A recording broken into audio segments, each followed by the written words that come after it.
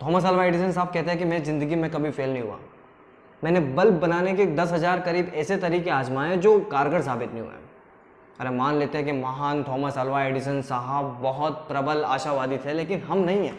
हम तो, हमारी ज़िंदगी में एक छोटा सा फेलियर आता नहीं है कि हम पूरी ज़िंदगी ना सेल्फ डाउट में गुजारते हैं।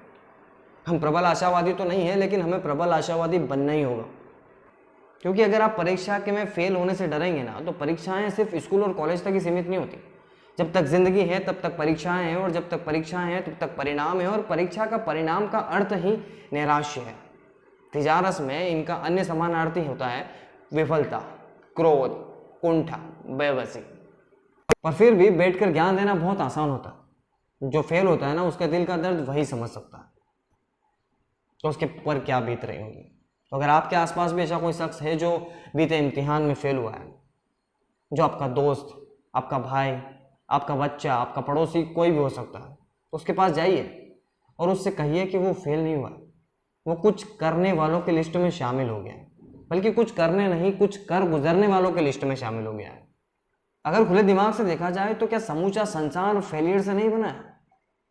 हर महान काम का आधार क्या विफलता नहीं है? ऐसा कौन सा शख्स है जो बिना ट्राई के सक्सीड हो जाता है?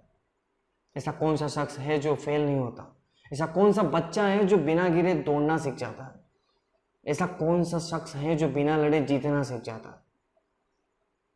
अपनी आवाज़ के कारण रेडियो से रिजेक्ट कर दिया गया। डायरेक्टर कहता कि कदकाठी ऐसी कि न हीरो में रख सकूँ न विलन में, तो रखूँ कहाँ।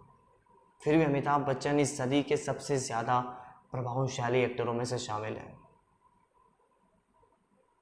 लोगों की एक फिल्म फ्लॉप होती नहीं है कि करियर फ्लॉप हो जाता है, लेकिन अक्षय कुमार की 17 फिल्में फ्लॉप होने के बाद भी अक्षय कुमार इस बॉलीवुड पर राज करता है। हम सबके फेवरेट महेंद्र सिंह धोनी को क्या पहली ही बारी में सफलता मिल गई? नहीं ना।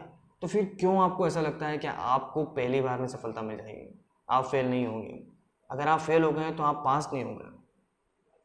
अरे ये सब तो बहुत दूर के लोग हैं यार। आप तो अपने अड़ोस पड़ोस में नज़र घुमाओ, आपको ऐसे कई सारे शख्स मिल जाएंगे जो जिनके पीठ के पीछे ना कई सारे फेलियर्स हैं, लेकिन आज ना वो किसी न किसी मुकाम पर है। हमारी आंखों में रिस्पेक्ट है उनके लिए। हर अलग, बल्कि नया और ज़्यादा अलग हर बार उन लोगों ने किया जो फेल होते रहे, और तब तक होते रहे, तब तक होते रहे, तब तक होते रहे, जब तक कि पास नहीं हो गए।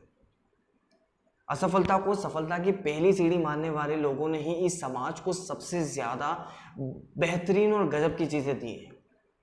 शख्स फेल हो जाता है ना, उसे तो ऐसा लगता है कि उससे ज़्यादा नैराश्य में डूबे दुनिया में दूसरा कोई शख्स होगा ही नहीं। पर जो पास हो जाता है ना, उसकी भी स्थिति आपसे ज़्यादा बेहतर नहीं है, वो आपसे ज़्यादा डिप्रेस्ड है। विश्वास नहीं होता ना, मुझे भी नहीं हुआ था। पर मैंने जब बहुत सारे बच्चों से पूछा ना, तब पता चला कि जिस बच्चे को 90% बने ना, वो इस बात से दुखी कि 95 क्यों नहीं बने। और जिस बच्चे को 95 बने ना, उसका तो दर्द आप समझ ही नहीं सकते। उसका दर्द सबसे बड़ा कि हे भगवान 5% और दे देता ना तो 100% ही बन जाता। मैं घर बैठे बैठे ही गंगा नहा लेता, मुझे कहीं जाने की ज़रूरत ही नहीं थी। 99.5% लाने वाला बच्चे को भी दिल्ली यूनिवर्सिटी में एडमिशन नहीं मिलेगा, और उसको भी नहीं मिलेगा जो महज पास हो गया है। तो 99.5% लाने वाला बच्चा भी दुखी, जो महज पास हो गया है वो बच्चा भी दुखी, और हम तो साला है ही दुखी, संताप में पूरी ज़िंदगी, क्योंकि हम तो फेल हो गए। तो समझने वाली बात यह है कि फिर आखिरकार खुश है कौन? स्वयं विचार कीजिएगा।